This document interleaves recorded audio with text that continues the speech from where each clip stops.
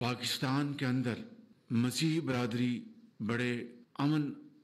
اور پرسکون طریقے سے بستی ہے، اور مسیحی برادری کی خدمات پاکستان بنتے وقت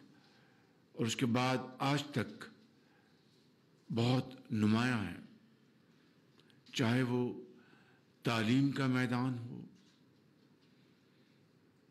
چاہے وہ سرکاری ذمہ داری کا فرض نبھانے کی بات ہو، چاہے وہ پاکستان کی